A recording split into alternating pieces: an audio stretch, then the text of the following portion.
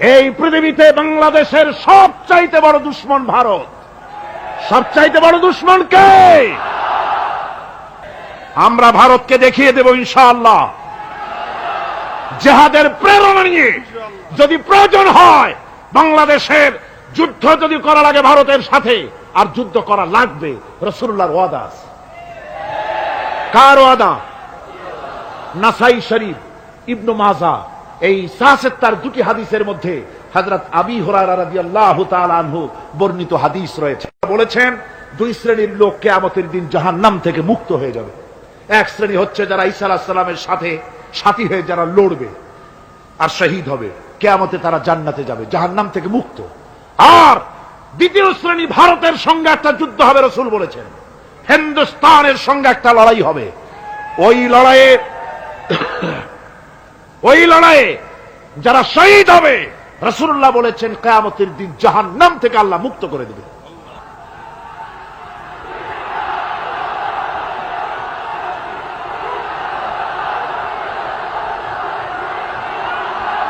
আমার মুসলমান ভাইয়েরা,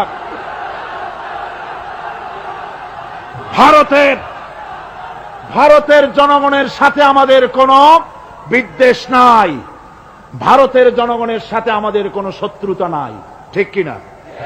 আমাদের দুশমনী নরপশুর সাথে। তুমি একটা সরকার, তোমার হাতে রয়েছে সেনাবাহিনী, তোমার সাথে বিএসএফ, তোমার হাতে ল্যান্ড ফোর্স, এয়ার ফোর্স, সব বাহিনী তোমার হাতে। মসজিদ ভাঙে চোখের সামনে, তোমার বাহিনীর লোকেরা অস্ত্র নিয়ে দাঁড়িয়ে থাকে, একটা ফাঁকা গুলিও করলো না। করছে একটা ফাঁকা গুলি? মুসলমানেরা প্রতিবাদ করলো, সেই প্রতিবাদের মুখে মুসলমানদেরকে গুলি করে করে মারা হলো। কারফিউ দিয়ে পুলিশেরা মুসলমানদের ঘরে ঢুকে মুসলমানদেরকে বের করে এনে বেয়নেট চার্জ করে শহীদ করে দিয়েছে। দিল্লি, মিরাট, থামো। দিল্লিতে, মিরাটে, কলকাতায়, বোম্বে, মাদ্রাস, গোটা ভারতে সাম্প্রদায়িক দাঙ্গা দিয়ে ডুবিয়ে ফেলেছে। মুসলমানেরা আজকে সেখানে এতিম অবস্থায় পড়ে আছে। সেই লড়াই ভারতের সাথে আমাদের হবে। ওই লড়াই যেদিন বাঁধবে, বাংলাদেশের সেনাবাহিনী, air force, land force, police শুধু এরাই যুদ্ধ করবে না, বাংলাদেশের 12 কোটি তৌহিদি জনতা শহীদ তিতুমীরের বাস হাতে নিয়ে ভারতকে পিটিয়ে ঠান্ডা করবে ইনশাআল্লাহ।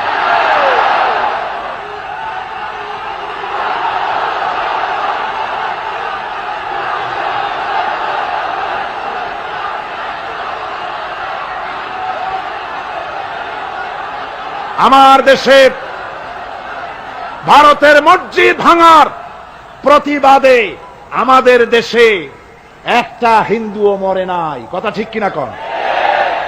কিন্তু ভারতে ভেঙেছে তারা বাবরি মসজিদ, আমার দেশের 15 জন মুসলমান পুলিশের গুলিতে নিহত হয়েছে। আমার দেশে হিন্দু মরে নাই, তোমরা আমার দেশে সেখানে আমার মুসলমান মেরেছ। হযরত আব্দুল্লাহ বিন ওমর রাদিয়াল্লাহু তাআলা আনহু বলছেন যে আমি রাসূলের সঙ্গে কাবা শরীফ তাওয়াফ করতেছিলাম, আমি বলতে শুনলাম রাসূল বলছেন, হে কাবা, তোমার কত মর্যাদা, তোমার কত সম্মান, তুমি কত মহান, তোমার কত ইজ্জত।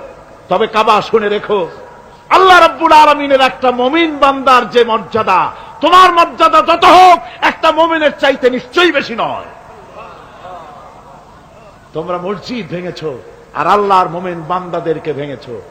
ভারত সরকার শুনে রাখো, মসজিদ ভাঙো নাই, তকদির ভেঙেছো। মসজিদ যেভাবে মসজিদের ইটগুলি টুকরা টুকরা হয়েছে, গোটা ভারত আজ হোক কাল হোক মসজিদের ইটের মতোই টুকরা টুকরা হয়ে যাবেই যাবে ইনশাআল্লাহ।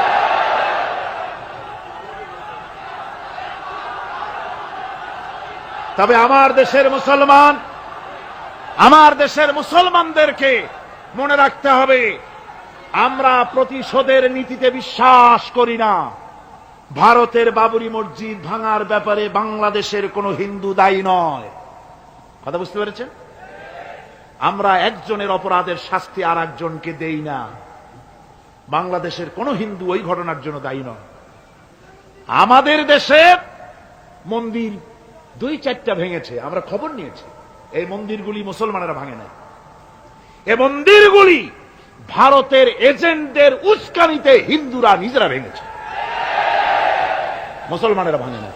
ভারতীয় দালালেরা বাংলাদেশের সারা পৃথিবীতে সাম্প্রদায়িক সম্প্রীতির ভাব মূর্তিকে ক্ষুণ্ণ করার জন্য এই কাজ তারা করেছে। নরসিংদীতে, আরে মিয়া থামো না, নরসিংদীতে সেখানে দেখা গেছে গভীর রাত্রে কাপড়ের দোকানদার হিন্দু ঘরের সমস্ত কাপড় চোপড় সরাইয়া নিজের দোকানে আগুন দিতে গিয়েছে, পুলিশ তখন তারে ধরেছে। ভারতের 5 গোলামেরা হিন্দুদের দিয়ে এই কাজগুলি করাইছে, কোন মুসলমান মন্দির ভাঙে নাই।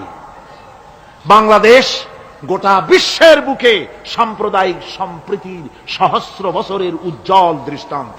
আলহামদুলিল্লাহ পড়ে। তার কারণ হচ্ছে আল্লাহর নবী বলেছেন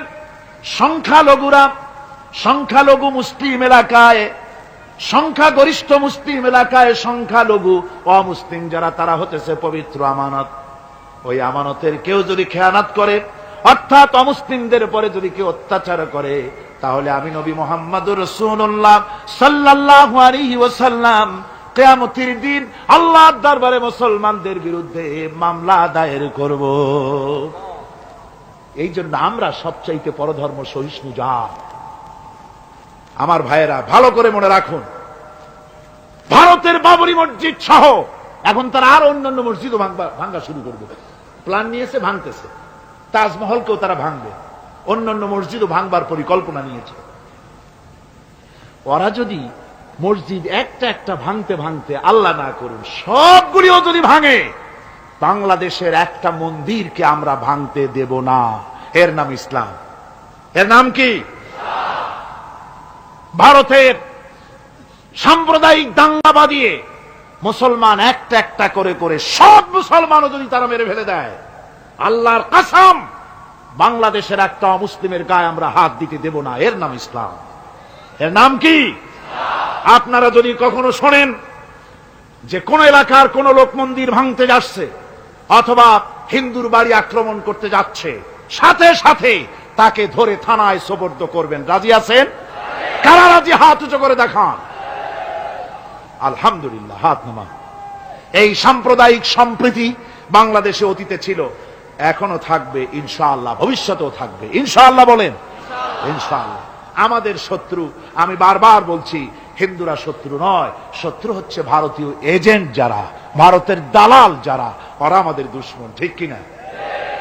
তারা বাংলাদেশের স্বপ্ন এখানে বসে দেখে, পত্রপত্রিকার মাধ্যমে, টিভির মাধ্যমে হাজারো প্রচেষ্টা তারা চালিয়ে যাচ্ছে ইসলামের বিরুদ্ধে।